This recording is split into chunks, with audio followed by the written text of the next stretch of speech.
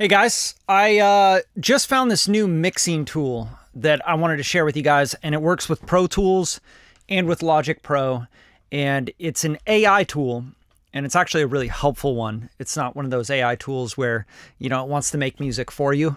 It actually is just really cool with assisting you on the stuff you don't want to do, which for me is session prep, coloring tracks, labeling tracks, importing stuff, strip silence, all that kind of stuff. So I wanted to show this tool to you guys on this live stream. If you show up, cool. If you don't, then you're watching the replay right now. I'm Bradley Denniston. I've been in music for 27, 28 years now.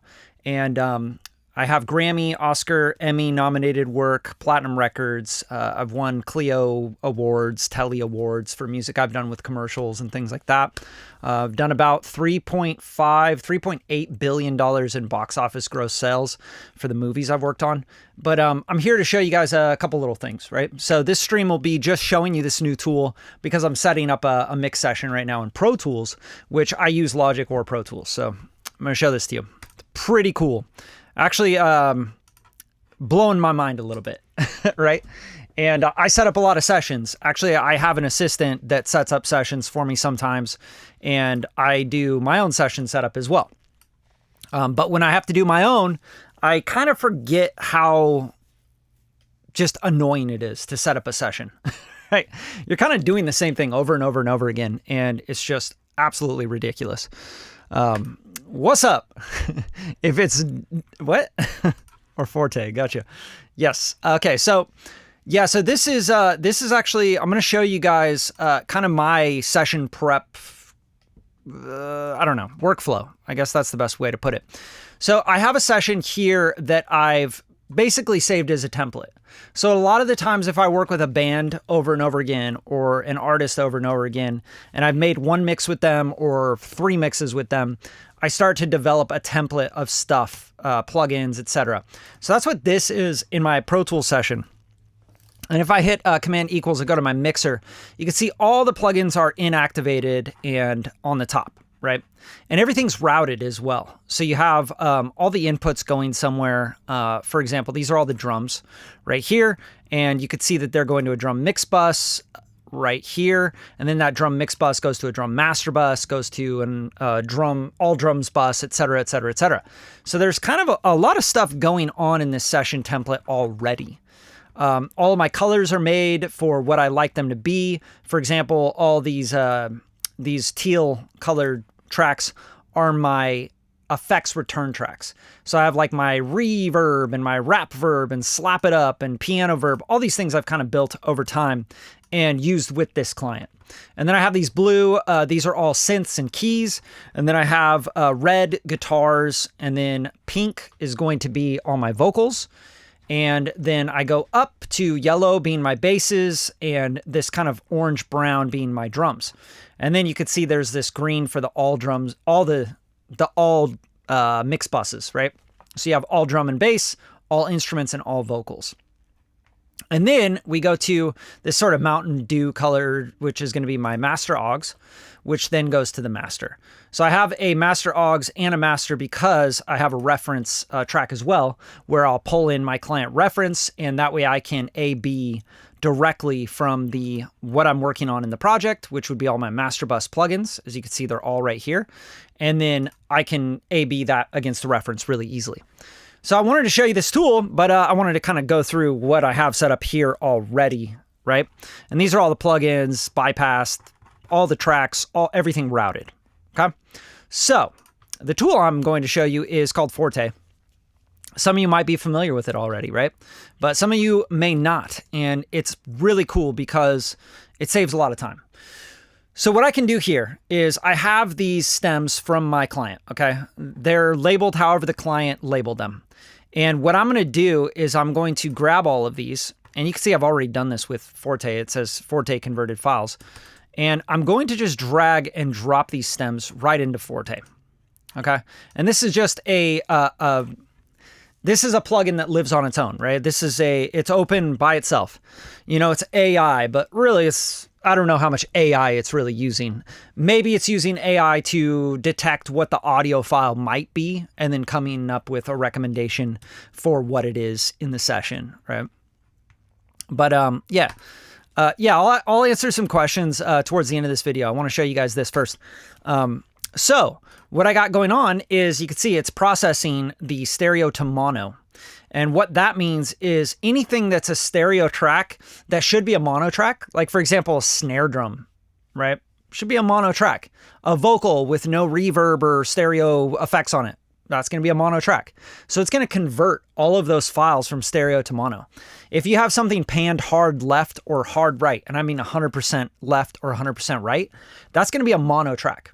Okay. So overhead left, that's one microphone, that's a mono source. There's not a stereo source, but sometimes artists will bounce stems from Logic Pro, from Ableton, etc. That'll be stereo files, but really it's a mono track. So this will actually convert that stereo track back to a mono track, which is one thing that just already saves a ton of time for me because I'm session prepping for a mix. Okay. So this is what it's doing. Let's look at this. We have the shaker dry and it'll show you what it's doing here and tell you what's going to happen with it, right? Like, so hard pan right, it turned it into a mono track and a mono. And you could also see the colors that it's listed out for everything. So for example, we want to kind of match the colors of what I already have in my template, right? So we have all the drums in this orange, which is great. It did it. Bass in yellow, perfect. And then we have vocals in pink. Awesome. It did all that. Red guitars, all my synths and stuff in blue. And then look, it got a couple room mics down here also in that brown orange. And then there's a couple here that it literally will tell me right away, like, hey, you should check this stem because there's nothing on the audio. So this is already helpful because a lot of the times I'll send the stems to my assistant and I'll be like, hey, let me know if anything's missing so I could tell the client.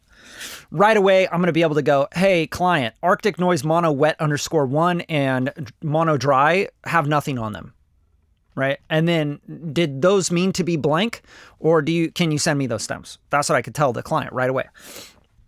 Now, there's some other features here that are really, really cool. So for example, if this was, let's say this room was actually like a vocal room or something. First of all, you can go in here and you can see if you press play, you can do a little file preview, which is super dope. You could see the waveform, but then you could play it. And that is a room right, so it's going to make it a mono track from a fake stereo. I don't know what a fake stereo is, but it's converting it already. These three dots, you get some other really cool features. You can keep the original name, rename it completely, or change the category of it. So maybe this was a percussion, or maybe this was vocals, right? Or guitars. If I click on guitars, it's going to go boop, and it's going to put it up in guitars and color it red, which is really cool. So now I'm going to go back to this. I'm going to go, no, this actually is drums, right? So change category, go back to drums, and then it's going to take it up to the drums, okay? So same thing here, change category, drum, it's going to take it into the drums group, okay? Another thing you could do is you can start to change positioning of these files as well. So I can move these around. So let's say I want my drums, then my bass, then my vocals, then my synths, etc. in my session to come in. I can move these files around and move them however I want. Another thing, routing, okay? So if I go to routing here and turn that on, you can see we can actually set the routing outputs. This is really cool. Like maybe the coolest thing about this plugin is the fact that I have all my drums. I'm just going to select them. I'm holding down shift, clicking, and then I'm going to go to my output and I'm going to go to my bus and I'm going to search drum mix bus, right? Boom. Now it will automatically route my drum mix bus. Okay. Same thing, bass. Let's go here, boom. And let's go to bus and let's go bass. Bass mix bus, boom. Vocals, right? Let's go here, vocal mix bus, right? I mean, you guys kind of get the point, I'd imagine. But so here, I think I do Vox on this. So Vox mix, okay? And then we got guitars. I think I have a rhythm guitar mix bus is what I do. So we'll go here and we'll go G. Yeah, okay, so GTR rhythm. And then we have keys. These are keys, all blue, right? And we're going to go to bus and we're going to go keys. Yeah, keys aux. And then we have harp and all this other stuff. These are actually probably need to be relabeled to be synths as well. So I'm going to take these also to the keys aux. And I know this is kind of boring, but check this out. When I actually like get this to execute everything, it's really, really surprisingly good. Okay, dry chorus. So this looks like a pink track, so it's going to be vocals, right? So go Vox and Vox mix. And then, of course, these are all keys because they're all blue. And you can see even sound effects and stuff like that, pad sound effects. I don't have a bus for sound effects, so I'm just going to put these through the keys aux. Okay, and then the Arctic stuff, these can go just, I'm going to say right now, I'm going to go to all instruments or instrument mix bus. Okay, so instrument mix. Okay, now those are all routed. I'm saying, hey, route these, okay? Another thing I can do, which is really cool, is I can go in here and I think, where is it? There's like a place where you can say, hey, strip silence as well. And I can't really figure out how, here we go, customize. So here's the customize. You can see the percussion and you can do this and see which ones it's picking as percussion that it found as percussion. Strip silence here. Okay, stereo to mono, I have those selected. Naming style, capitalized, color style, color palette. So I'm coloring everything. And this is where you can move around the tracks as well. Like I want drums and then percussion and then bass and then vocals and then guitars. Maybe I want the synths to be next or whatever, right? And you could kind of like move these around. Backing vocal, I want these to be up here, obviously, next to the vocals. And then the mix, I want this to be at the top because this will be like my reference mix kind of thing. And sample, we'll do, yeah, that's fine. And then room, this is actually a drum thing, right? So we're going to put this up where the drums are. You can do a lot more with this. I'm not going to go through all of it, but okay, now confirm this. And then we're going to go to set routing outputs, and we've got all these routed, and then we're going to hit import.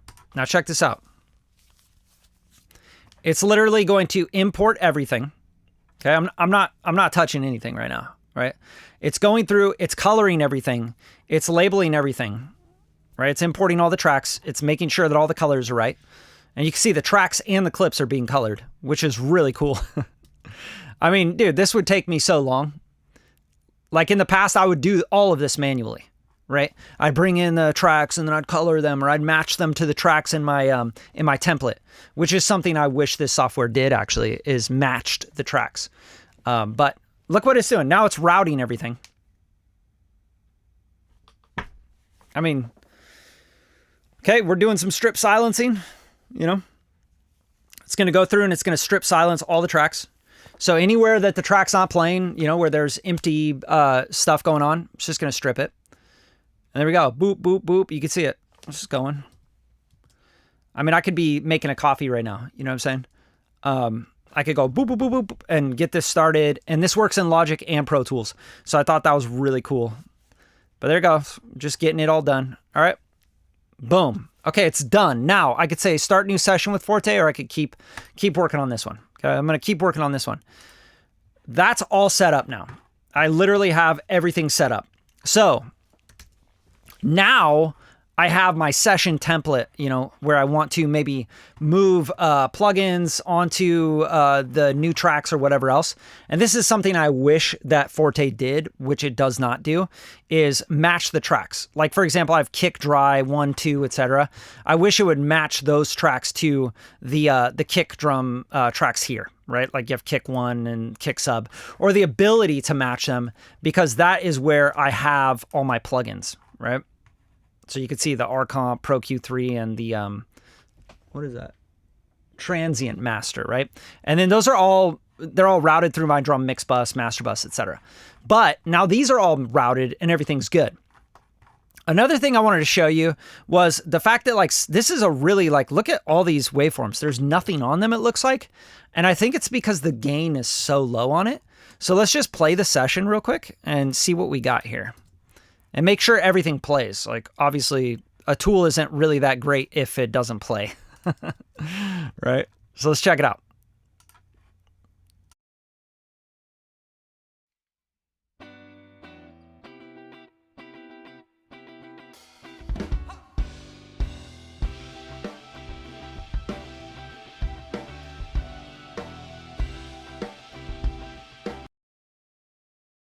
Okay, so that's a problem that sometimes I get from clients. Like they bounce their audio and it's like so tiny. Like, whoa, what did you guys record at? Like I would have to crank the volume to hear that. So a cool thing in Pro Tools is that you can change all the clip gain all at once. So if I actually go here and I just select all of the clip gain, boom, right? Now just go to one of them and let's gain this up a lot, right? I think you hold down Control Shift and you have to use the scroll wheel, the mouse wheel, right? If you have a regular mouse, you have the mouse wheel in the middle. This is a trackball, so the mouse wheel is around the ball. But if I hold down Control Shift, I can gain all of these up or down. So check this out. So now I'm going to gain all these back up, right? And I usually will look at the drums, like the kick snare, right? You can see that those are pretty gained up. And make sure that this is evened out as well, because this can be tricky. Like if you have that blasted out, you're going to be mixing with your eyes and it's not going to make any sense. So make sure that that's all set to default. And I don't know how to do that. Yeah, right click on it. Okay. So if I right click on it, oh no, that's not doing it. I don't know. I don't know how to set this to default. If somebody knows how to set that waveform view zoom to default, let me know in the comments. But this is now gained up. So I've gained all the tracks up. So let's listen to it now.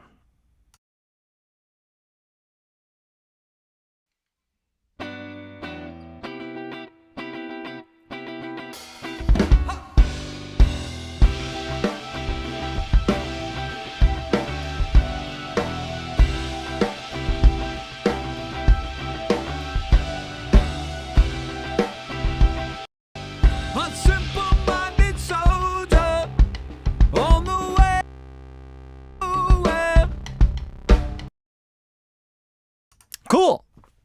Pretty dope, right? So I'm actually like all set up for my session. Now I just need to do some balancing, some panning. My next move here obviously would be to bring in the reference track. And the reference track I got from them is really low as well. So I'm just going to kind of use that, but I can gain it up as well. So at the top of the Pro Tools session, I have this reference track. And this is where I would grab my reference mix. And I'm just going to find that real quick. I think I named it, yeah. Ref 4-leaf clover, no synth. Okay, so we're going to drag this in and we're going to match this all up. So I'm going to drag it to the beginning of the session and let's solo it and just listen to it. And also if we need to, we can normalize it, you know, just to make sure that we have a decent volume going on.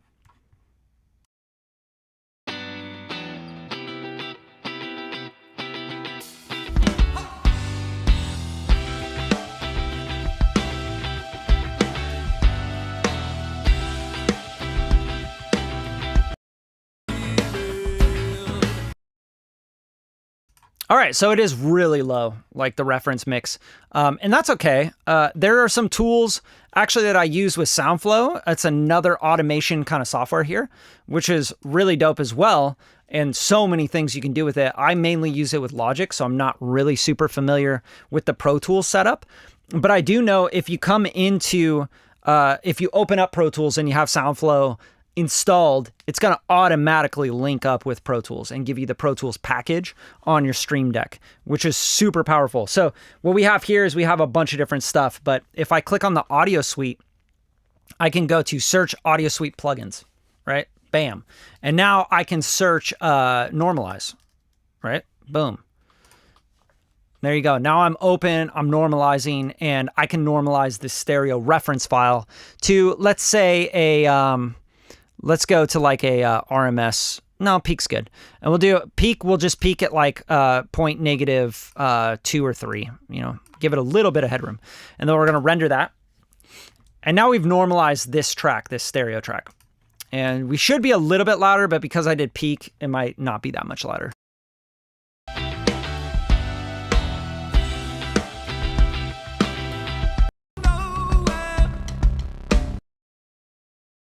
Okay, cool. So now I have that. Again, I can go here, go to Audio Suite, go to Normalize, and hit Enter, and go back in, and let's do RMS, just so we can get some more level out of this.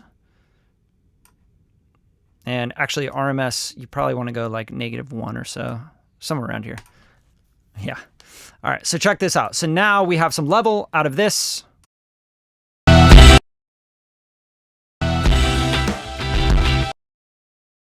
Yeah, this is why you don't want to do RMS. I knew that was going to happen, and I just did it anyway, like, duh, like a bonehead. So, sounds sick, guys. All right, so let's normalize to RMS again. And this time we're going to just go to like negative, yeah, we'll give ourselves like 4 dB or so of headroom here. Boop. All right, this is probably still going to be clipped out. You always typically want to normalize the peak, but it's hard with this one because you can just hear the snare drum is just, you know, it's just snapping, and it's obvious that they don't have any limiting or master bus plugins or anything on the reference.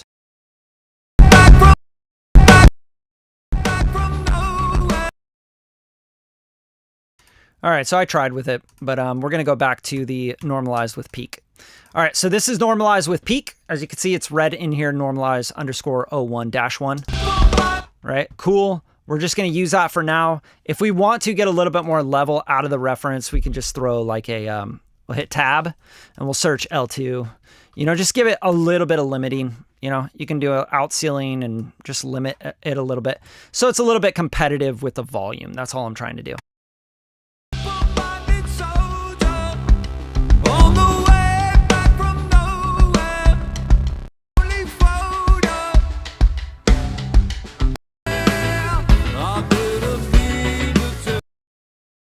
Great. Now I can hear all the elements, where they're at, how they're panned, etc. And what I would start to do with this reference and with this mix is match the reference. So first things first, we want to match the actual placement of the reference to the track, get the BPM into Pro Tools, etc. So right off the top, we hear the guitars coming in. And if you notice, the stems that got brought in do not start out right off the top. They start out like, you know, way over here. So what are we at? Like bar 5, right? So this actually has like also is bounced with a little bit of lead. And we don't want that. We want to actually be able to clip all this off. So I'm going to go to slip mode here, Slipknot mode, right? And we're going to just find the beginning of this guitar. Sometimes I just zoom in on the waveform and you can see there's like a little bit there, which probably can be clipped off because it looks like just like plugged in noise or whatever. And just make sure that that is the beginning of everything, that electric guitar right there. Okay. And now that we're pinpointed there, we can start to use shift and option semicolon and P, right? So we're doing shift and we're going semicolon, right? And I'm just selecting everything down. And then we're going to go back up and we're going to hold down shift and I'm going to hit P to go up and select up, right? On everything across all of the regions, clips. I mean, Pro Tools calls them clips, but you know. Okay, now we're going to hit A, and A is going to just chop everything from that side, okay? So as you can see now, we have a perfect alignment here at the beginning. There's this weird little straggler we want to get rid of, and then we want to take all of these clips. I'm so used to Pro Tools, by the way. Like I use Logic. I use Logic a lot more than Pro Tools just because I do a lot more production, writing, mixing, mastering, all in Logic Pro. So now we can go back to our grid, right? Because we want to lock this to a grid and we're going to just start to select everything. The best way to do this actually is to do selection follows track selection, right? So there's this mode here. God, it's been so long since I've used Pro Tools, but it's going to be, what is it? Layered editing, not this one. Marker follow. Yeah, link, track, and edit selection, okay? So now we're going to go and grab all of these by using the track header, okay? So I'm going to grab, like, for example, if you grab the wet tom, it's going to select the wet tom, okay? So I'm grabbing the dry tom all the way down, shift clicking on the tracks. Boom. Now I can, boom. Oops, why didn't that work? I think I have to hold something else down as well. But yeah, so here you go. So I'm holding that down, and then I'm going to try this with, I don't know. We're going to try shift option. Yeah, there we go. Okay, so shift option is due to selected. I did notice something happened here at the end. What happened here at the end? Did it like make a new thing? That was weird. Yeah, what is this? What happened here? I don't know. But anyway, so now we have this mirroring the actual reference mix. And that's really what I'm starting, what I want to start out with, right? So I can go here and now unmute all these, or I guess rather unsolo what I have up here on the reference. And we should just have the electric guitar coming in right away.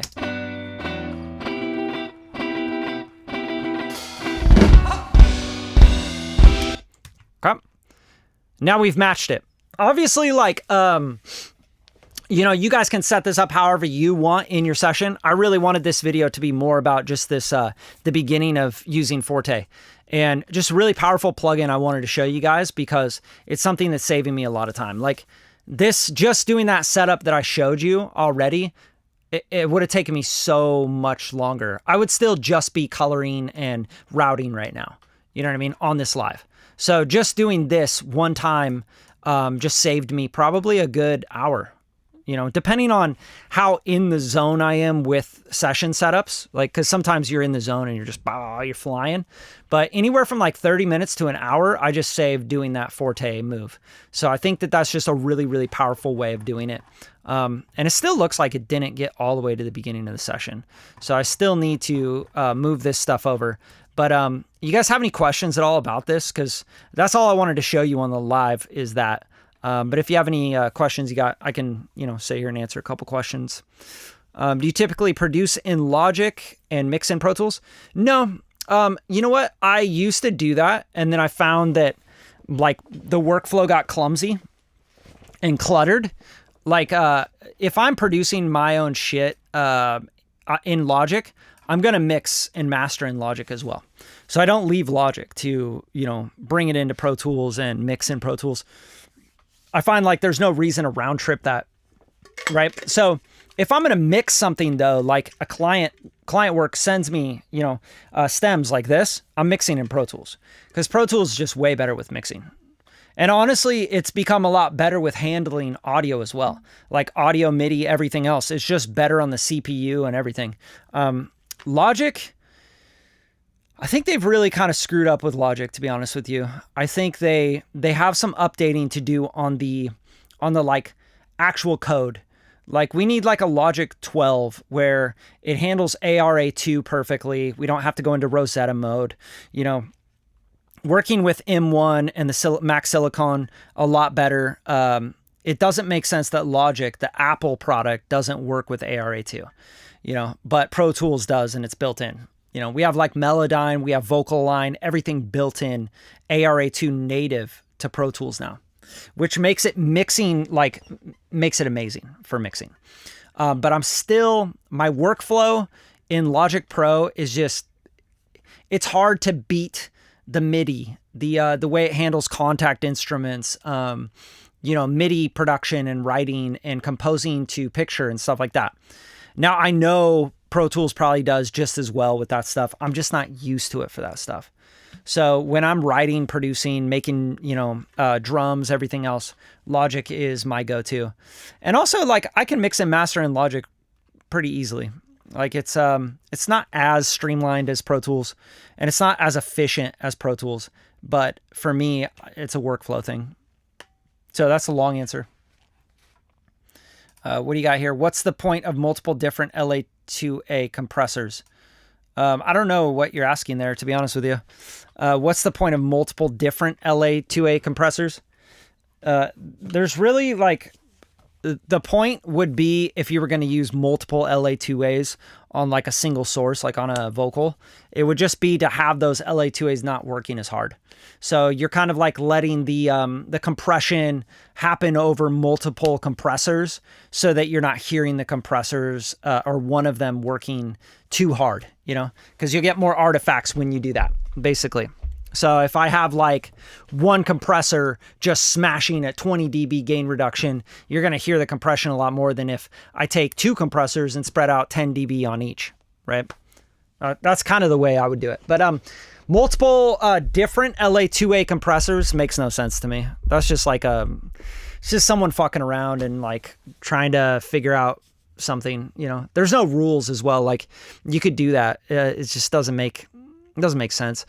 Like for example, LA2A is an opto tube compressor, right? When you're making these plugins, that's what they're modeling. They're modeling the opto circuitry. So you have a fixed attack and release on an LA2A, which is slower than, let's say, an 1176 FET compressor. So you might want an LA2A on vocals because it's a little slower, it's a little bit smoother, but you can't compress as much because sometimes you want a fast compressor, like an 1176. You want something catching overs, like peaks, right? LA2A can't do that very well. So you'll have to compress a lot harder on an LA2A to try to catch a peak, but it's never going to catch that peak because it's not fast enough. Hopefully that makes sense. The opto circuitry is a light diode in the compressor, and that's what every LA2A software unit models.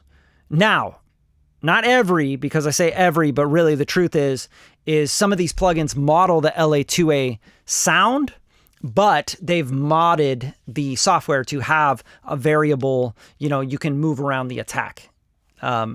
Like the Logic stock compressor. It has the LA2A, but you can mess around with the attack, right? When really an LA2A has a fixed attack and release off the opto circuitry, which is a light diode opening up and closing, right? Like turning on and off. It's slow. So it's smooth, right? But it also has a tube in it, and there is a tube in the circuitry. If you actually read the schematic for it, there's a tube that goes from the power source and stuff. So it does affect the tone of the compressor. So tube, opto tube compressor. LA3A is an solid state compressor. So it's a lot different. There's no tubes in it, and it's faster. So you could use an LA2A and an LA3A in combination, like you would use an LA2A and 1176 in combination. Hopefully that makes sense. When I'm using here, I'll show you what I'm talking about. Just to like give you an example. So here's like a vocal, right? So if you got the vocal here, which this is the dry vocal. I'm gonna mute my microphone. A simple-minded soldier. Right, so we got this, a simple-minded soldier, right? Singing like kind of dynamic, and we might lose some words in there. If I zoom really far into this waveform view, you can see what is peaking and what is lower in volume. And we're going to zoom out a little bit, right? And you can see this right here, super low, right? Compared to these peaks. A compressor is supposed to even out these peaks, okay? So this, trying to get all of this to be even with this, or bringing this down to where this is at. That's what a compressor does. That's literally all it does. And we use different compressors because they have different tonalities and they add different harmonics, EQ, etc. They sound different. So, for example, if I go here and I go LA2A, okay? Let's do 2A. I think it's going to be 2A. Okay, so let's go mono LA2A. This is the UAD version, okay? Right here, this is going to be a slow compressor. Okay, so it's not going to catch this peak. It's going to let that peak through, more than likely. Right? Let's check this out. A simple-minded, a simple-minded, a simple-minded, a simple-minded, a simple-minded, a simple-minded, a simple. Okay, it's doing a pretty good job at catching that. But this vocal isn't really like super crispy, right? It's like pretty dull sounding, you know what I mean? So of course it's gonna catch those kind of rounded things. But if you're like spitting on you know, you're like rapping, this is not a fast enough compressor to catch all that. Okay, so you're going to be letting through a lot of those syllables. So a lot of people will use an 1176 first, right? To catch those syllables and make it spitty and fast, and then the LA2A to smooth it all out and then get the tone of the LA2A. So a great combination, I mean, it's just like a classic combination, would be the 1176, and we'll do like the Rev E, right? And this would be really fast. Like on a vocal, this is super fast in microseconds. If I go all the way slow, I think we get into like 800 or something, right? Microseconds still, something like that. And then if we go really fast, we're into like super, super fast. So what we probably want to do is be around like 3 to 5 within this range on the attack. And this will allow the initial transient to come through, but it's really going to be like just kind of like attacking it the whole way. Okay. So we're going to do 4 to 1 as well on this. And we're going to bypass the LA2A. Oops. And let's just dial in the 1176. A simple-minded soldier, a simple-minded soldier, a simple-minded soldier, a simple-minded soldier. All right, that's a pretty good level, right? Now, if I want to do 5 to 7, 7 to 10 dB of compression on this, and then I want it to be a little bit smoother, I'll hit that LA2A and give it just a few dB of compression, right? A simple-minded soldier, a simple-minded soldier, a simple-minded soldier, a simple-minded soldier.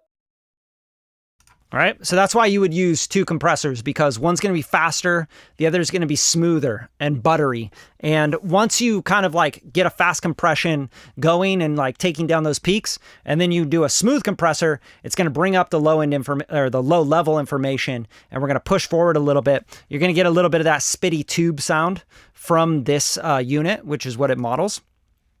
And by the way, I have a friend that is like a crazy like psycho when it comes to like mastering gear and stuff. And he shot out this 1176 from UAD and hardware units of this exact unit, this purple one. And he said that they're identical. He's like, he cannot tell the difference. And you're talking about a mastering engineer that's like sitting in a room, perfectly tuned, $500,000 in mastering gear, using, actually has the same monitors I have, the Dutch and Dutch 8Cs, and mastering conversion, like everything is like locked in, clocking and everything. And he's shooting out the hardware unit of this and the UAD version of this. And he's like, they're identical. I cannot tell the difference at all. Okay, so that's just something to like, I thought that was crazy when I heard him talk about that. And he was talking about this unit specifically, this purple one. So pretty cool. But this is the E, Rev E. So fast is going to be, faster attack is going to be 7. Slower attack is going to be 1, right? So if you want to attack really fast on the 1176, turn it to really fast. A simple-minded soldier. And that is the sound of modern records, is like that fast attack FET compression, because it's attacking so fast.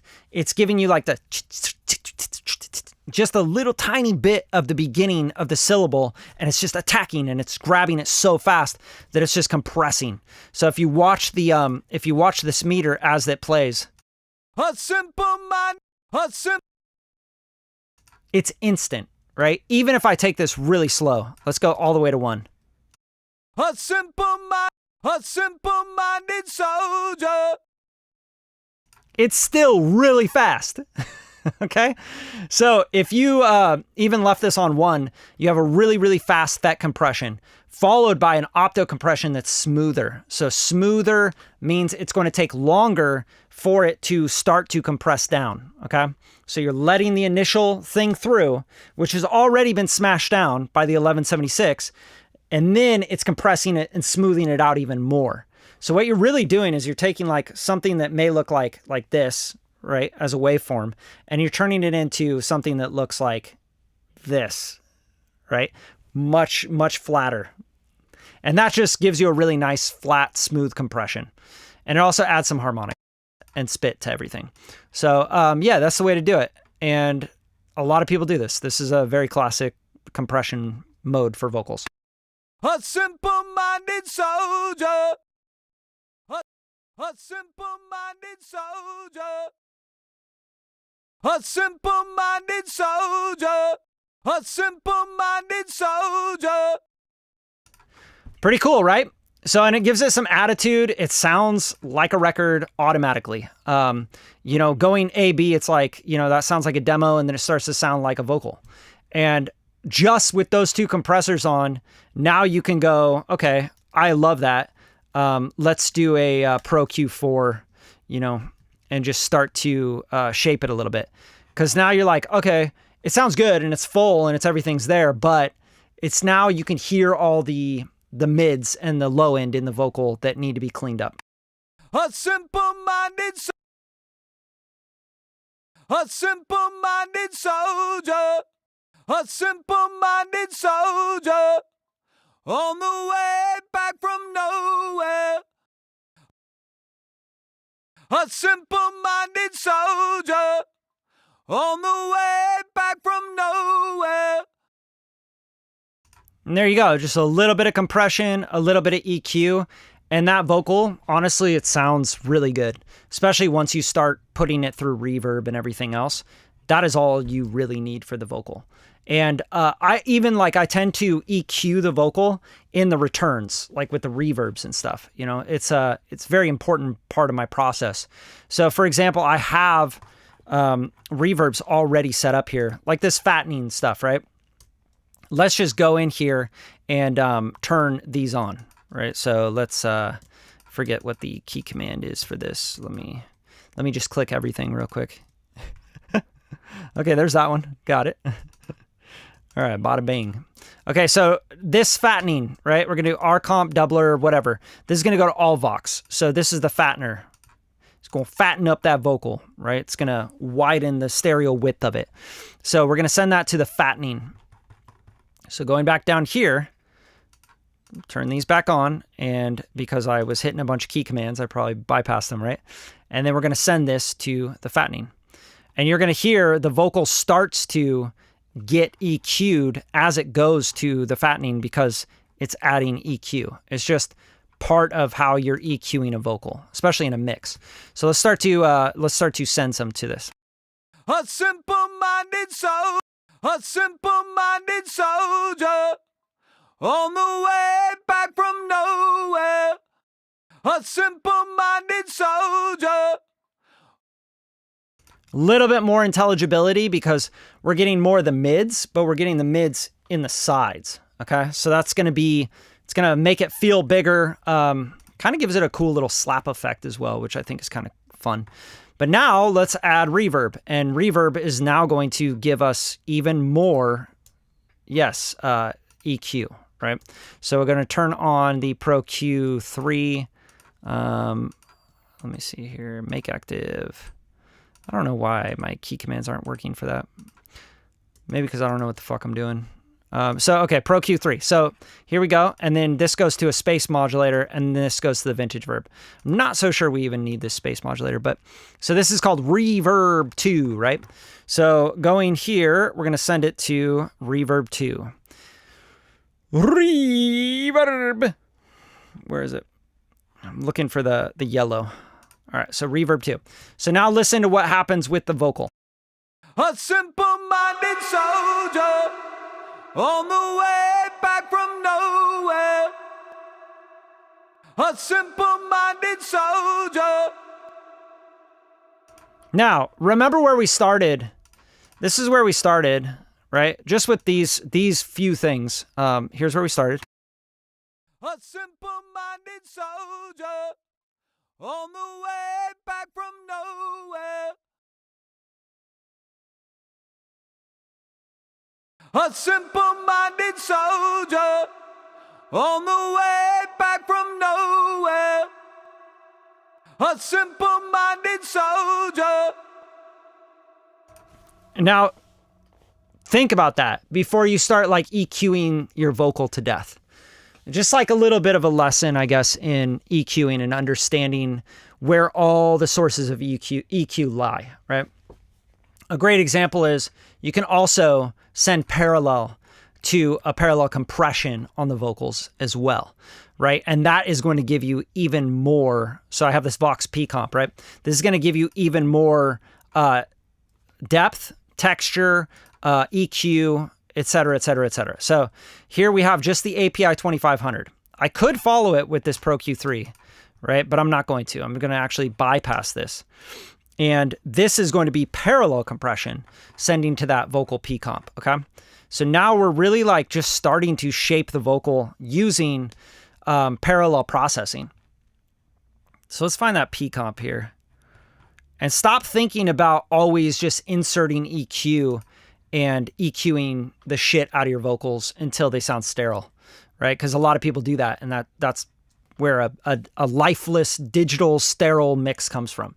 So here, we're going to start adding some parallel comp. A simple-minded soldier, a simple-minded soldier, on the way back from nowhere.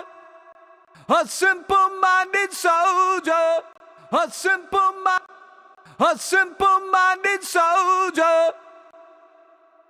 I mean, that's damn near a mixed vocal. Now, obviously, I'm not going to mix a vocal in solo, you know. That would be really stupid, be very, very foolish. But just understand, like, the vocal textures, layers, harmonics from that parallel compressor, the widening effect, the reverb return, you know, it's got all this like high end in it, right? So if you put that high end in the vocal and then you send it to a reverb, it's going to be too much high end in the reverb. And then you're going to chase your tail because you're going to go to the reverb return and you're going to start EQing out the high end. And then when you finally get your mix together, you're going to go, the vocals are too dark. So then you're going to start bringing up the brightness in your vocal again, and you're going to chase your tail. So think about the vocal as like the mid-range, okay? Get the mid-range right. Get that mid. The mid is where the definition is in the vocal. You got like anywhere from 900 hertz to about 1.8 or so, right? That's where your definition, that's where your vocal really is, especially a male vocal. And then you can get some like crispy texture and some cut in that 3K to 3.5, you know, 3 to 3.7, something like that. Okay, that's where you're going to get a little bit of that spit. But if you start going and reaching for an EQ first off and dialing in an EQ perfectly on your vocal, instead of thinking that, hey, I'm going to be adding parallel effects, parallel widening, parallel compression, it's going to send to reverbs, delays, etc. And those are going to shift and change the EQ of my reverb, of my vocal altogether, how it's heard in the mix, etc. Then yeah, you're going to get ahead of yourself. So don't get ahead of yourself. Because listen to these. These are just the sends. The sends that I just made, these are those bypassed in and out. A simple-minded soldier, a simple-minded soldier, on the way back from nowhere. A simple-minded soldier, on the way back from nowhere. Do you see, if you think, if you don't understand the final product, you're going to go in and you're going to butcher that vocal. You're going to go EQ the shit out of it. You're going to compress it harder. And then, yeah, it's just going to be flat. It's going to feel flat. So this is going to give you dimension. It's going to give you texture. It's going to give you EQ. It's going to give you everything, width, everything. So just make sure you understand what you're doing with the vocal mix. But that's all I got for you guys. I'm not trying to go into like a vocal mixing production masterclass here. I just wanted to show you how to set up your session really fast. And yeah, and try that out. Try out the plugin. Try out Forte. There's no sponsorship. Nobody's paying me to say any of this stuff. I'm not affiliated with them in any sense at all. I just saw that it was included with the Pro Tools thing. I tried it out, opened it up, and it works really, really well. It saves and shaves off a lot of time on my setup. So I thought, hey, I want to share that with the people on YouTube because you guys seem to like this kind of stuff. And if you do, make sure you subscribe to the channel. All right. I'll see you guys next time. Let me know if you got any questions. Just drop them right here on the video.